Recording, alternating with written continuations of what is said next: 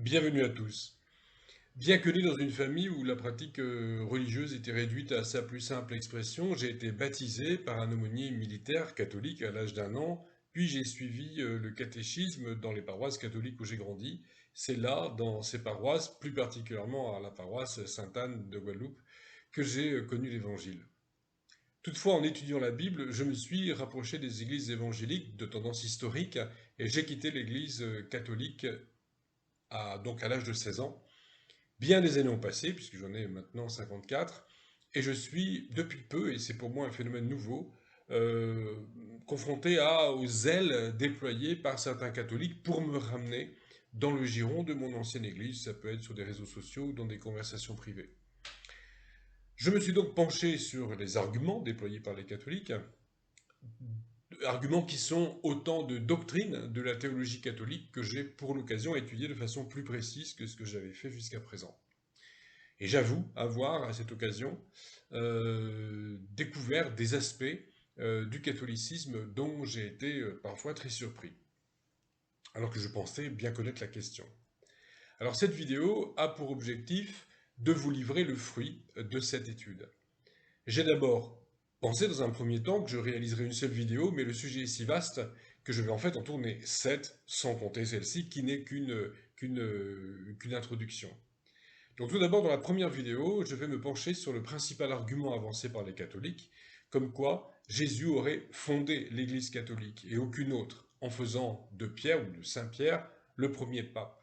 La question est de savoir ce qu'en dit le Nouveau Testament dans les textes relatifs à Pierre et à la fondation de l'Église, et ce qu'en dit l'histoire. L'argument suivant, conséquence logique du premier, est que toutes les églises chrétiennes non catholiques donc sont en dehors de l'église instituée par Jésus. Ce ne sont donc pas vraiment des églises, et c'est ce qu'a rappelé Jean-Paul II en l'an 2000 dans l'encyclique Dominus Jesus. Là encore, nous examinerons ce qu'en dit l'histoire, et ce sera dans la deuxième vidéo. Comme un effet domino, l'argument Saint-Pierre mène à l'affirmation de légitimité exclusive de l'Église catholique, qui mène à son tour à l'idée selon laquelle l'Église catholique, à travers sa hiérarchie, serait garant de la véritable doctrine chrétienne. C'est la question de la tradition et du magistère, troisième argument qui donnera lieu à la troisième vidéo. Quatrième vidéo, une question qui découle elle aussi de la notion de légitimité de l'Église à travers la succession apostolique. Et là, on voit effectivement que les arguments découlent les uns des autres. Il y a une grande cohérence logique dans la façon dont la théologie catholique se déploie. Et cette nouvelle question, c'est celle des sacrements. Canaux de la grâce, les sacrements ne peuvent être administrés que conformément aux dispositions de l'Église catholique. Quiconque procède autrement se prive de la grâce, toujours d'après la doctrine catholique, et nous verrons cela de plus près en ce qui concerne, dans la quatrième vidéo, 6 des 7 sacrements. Et la vidéo suivante traitera d'un sacrement en particulier, qui mérite une vidéo à lui tout seul, c'est l'Eucharistie. Les catholiques disent souvent avoir la présence réelle de Jésus dans l'hostie et dans la coupe, alors que chez les protestants, il n'y a dans la Sainte Seine que des cubes de baguettes et du jus de raisin.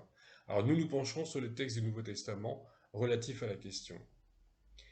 Sixième vidéo, là, un gros point de désaccord, la Vierge et les saints. Quelles sont véritablement les croyances et les pratiques des catholiques à cet égard, et quelles sont les bases bibliques de ces pratiques? Comment ces pratiques et ces croyances ont-elles évolué au cours de l'histoire?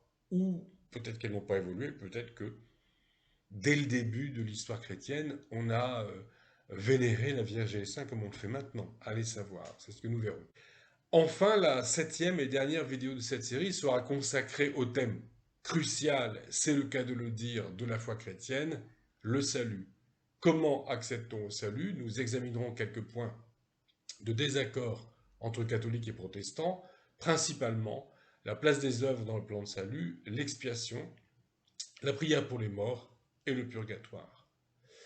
Le numéro de chacune des vidéos de cette playlist commencera par un C comme catholicisme. Les vidéos C01 à C07 constitueront donc la série que je viens de vous présenter, mais dans l'avenir, je réaliserai sans doute d'autres vidéos C'est quelque chose en rapport avec certaines spécificités du catholicisme et certains points de discussion entre le catholicisme et l'évangélisme historique.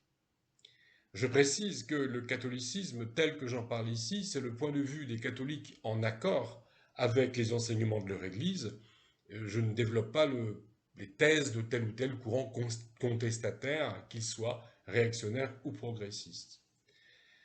Par ailleurs, le point de vue que Foi Vivante défend, notamment sur cette chaîne vidéo, c'est celui de l'évangélisme historique, attaché à une théologie protestante conservatrice, à l'écart du protestantisme libéral d'une part, et d'autre part à l'écart aussi des mouvements néo-évangéliques divers et variés.